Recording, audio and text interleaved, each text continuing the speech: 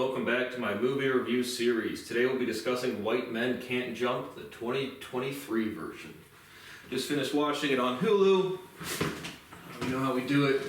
I'll give you overall impressions and grade after reading the logistics about the movie with just some basics. Then after that I'll give you my grade. If you've not seen it, would like to, based or not based on my recommendation, you want to shut off the video because there will be spoiler alerts. Quick sneeze real quick. So, we got two ballers of opposites who are seemingly miles apart find they might have more in common than they imagined possible. Well, that's a great intro. 69% liked it on Google, nice. 40% liked it on Metacritic. 27% on Rotten Tomatoes, and 4.6 out of 10 on IMDb. So people don't really like it too much, I guess. I don't know. Didn't really have an opinion. I thought I'll give it a B-. Lower end of entertaining. Didn't find it super funny. Definitely didn't find it off-putting or dull. Was it? It's a comedy movie. Wasn't super funny, but I chuckled a couple times.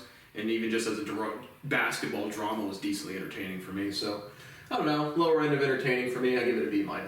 So if you have not watched and would like to, you want to shut off this video because there will be spoiler alerts. So the movie opens up and you meet Kamal. He's getting interviewed on a TV station about he's a promising high school basketball prospect. He's on this interview with his father. His father's name is Benji. His mother is not in the picture. And then, they're just getting interviewed about being the next big star. And then you have a fast forward 10 years later, and he's playing pickup ball at the same high school, and his dreams of being a major league basketball player or National Basketball Associate member, I think, whatever the NBA stands for, player. And so he's just playing some pickup basketball, and in walks Jeremy. Jeremy is played by Jack Harlow. He's just, an oddly dressed white boy coming in to shoot hoops with the homies. And Kamal is like, Jeremy's training basketball players, but you can't really tell. There's a minor character in the gym, whoever owns the gym in the movie. He's kind of on, Jeremy's, late on payments. He's not paying for membership due, and he's training people, for money. So a couple minor scenes there. But Jeremy basically, insults Kamal's form or something, or tells him, change this, do that. And so Kamal's like, pick any spot on the floor, and we'll shoot for some money. And so Jeremy, they end up betting $300, and Kamal hits 3 out of 5 from just like the top of the 3-point arc. And Jeremy hits 5 out of 5. So Jeremy hustles a little bit, gets $300 from Kamal. You also meet Jeremy is dating a girl named Tatiana. Kamal is married to Imani, and they have a son together. And basically, kind of the opening scenes is, of course, the podcast circuit is now hitting the movies, and Andrew Schultz is in this fucking movie out of nowhere, and he plays a guy named TJ.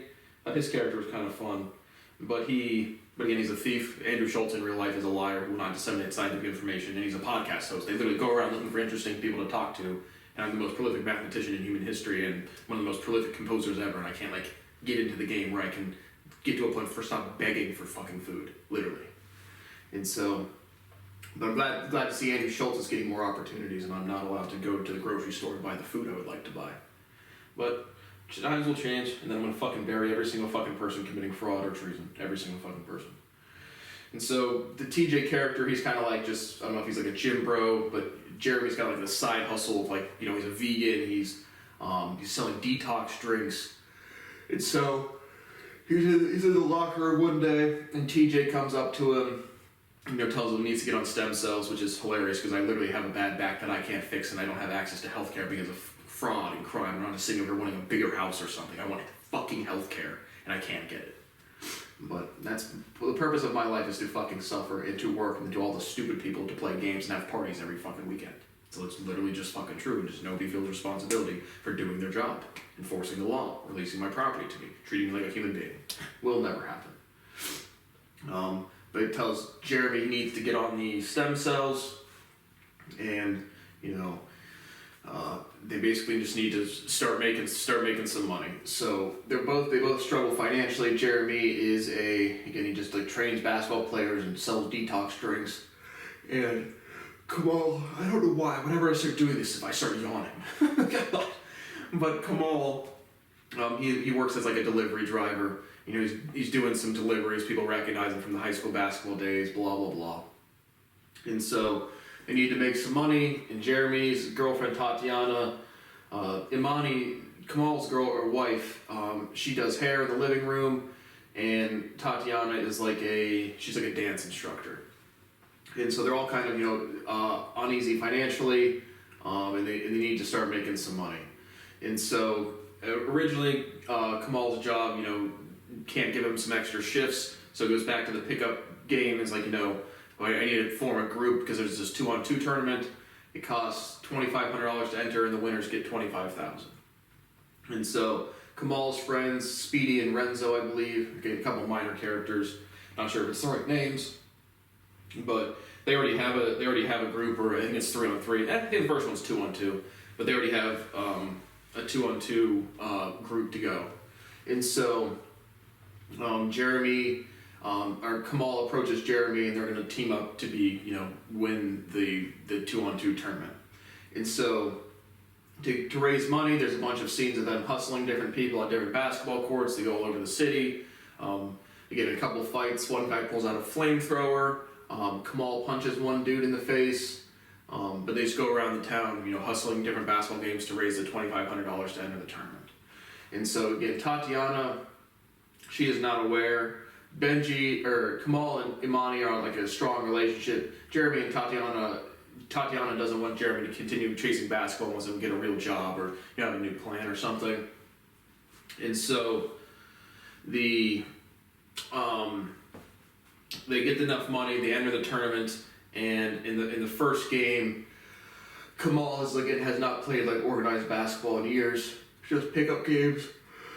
So they end up losing or getting in a fight. Well, they certainly lose, and then they get in a fight, and then they're just out after the first round. And so Kamal, Jeremy's calling out Kamal for being like, "Why are you playing so bad?" And Kamal kind of assaults Jeremy, and the clip goes viral.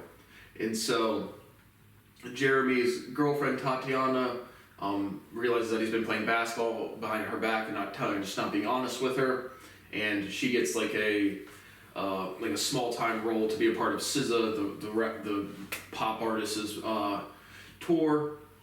And so Jeremy and Tatiana have a fight. Tatiana throws his painkillers at Jeremy, and he picks them up and leaves. And then he gets wasted, and he goes to basketball and starts talking shit or causing a ruckus at this gym that he's been at. And so he gets in another fight, or this verbal altercation, and he gets kicked out of the gym. And so at this point, there's another minor scene before the first tournament. Kamal and Imani's son has a birthday party, and Jeremy goes there, and he meets Benji there, who's played by Lance Reddick. I was actually kind of surprised, I thought that guy died a while ago, so I'm not sure how long it takes to produce a movie. But I was surprised to see him still in movies. Regardless, you meet, Jeremy brings Hennessy. They're surprised that Tatiana's girlfriend's black, so he's stepping up to the function at the cookout with the Henny, obviously. But you get introduced to Kamal's father, Benji. And so Benji has Alzheimer's, or he has some sort of deteriorating condition. And so he gets taken to the hospital one day. Kamal goes in there to visit him, and it's they're not sure, but he's definitely on the decline. And so they want to again enter into this because if you won the $25,000 tournament, you got a free entry into tournament for, I think it was first one was 2-on-2, then 3-on-3. But if you won the $25,000 one, in addition to the money, I think you got free entry into the second tournament. And so regardless, they want to enter just the main tournament where you win $500,000. And so Kamal wants to raise money.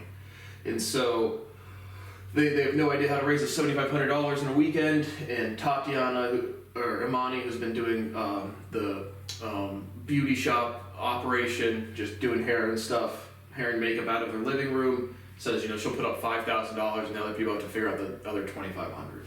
So Imani and Kamal have a strong relationship. She betting on her husband. So they raise the money. They get into the tournament, and they show up, and it's Jeremy, and I think it's Speedy and Renzo, and not sure if Renzo was the dude that they got in a fight with in the street, but whatever. And then Jeremy is there sitting on his car blasting Ed Sheeran, because earlier in the movie Kamal had referenced that he liked Ed Sheeran, and so Jeremy wants to make up. Imani had told Jeremy, and so Kamal's like, what are you doing? He's like, your wife invited me, blah blah blah, and so Jeremy becomes an alternate for the 3-on-3 tournament, and so they play games. I think it's like 3 or 4 games. They win. They get to the championship, and then the dude from where they got the street fight with the flamethrower comes out, and he was like watching the game, talking smack, and Jeremy punches him in the face and gets kicked out of the tournament. And so now the original 3 have to finish out the tournament, and they win. So they're all excited. They won $500,000 over 4 people, so now they're just infinitely wealthy. But then you have like a 1 year later time lapse, and from winning that, Kamal had gotten an opportunity to play over in China. He did well there. He got picked up in the D-League for the Lakers, and then he got a 10-day contract, and as he's being interviewed on TV, just like at the beginning of the movie when he's being interviewed with his father. And also in the championship game, there's several times scenes when Kamal looks over at his wife Imani, and you can tell she's distraught. And you can very easily pick up that his father Benji had passed away while they were playing the game, so he's now gone.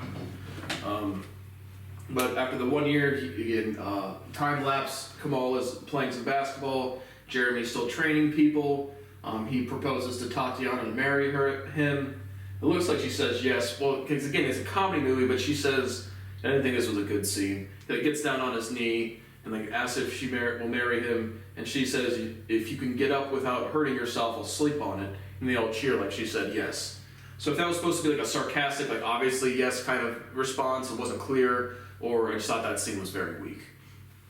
Regardless, that's what happens, and the final thing is Jeremy's kind of training people. They both, he's chilling with Kamal by on like the lakeside, like as the Lakers are warming up or whatever, and one of Jeremy's clients punts a basketball, and he helps him do his breathing exercises that he had taught Kamal to do, to meditate and to breathe and to be calm. So that's really the end of the movie. Like I said, definitely wasn't off-putting to me. I thought the ratings would been a little higher, but then the ratings from other people were lower than I thought they would be. It wasn't a great movie, wasn't terrible. So I just put it at the lower end of entertaining for me. So that's it. Nothing else to say. Thank you for watching my review of White Men Can't Jump, the 2023 version, and I will see you on the next one if there is one.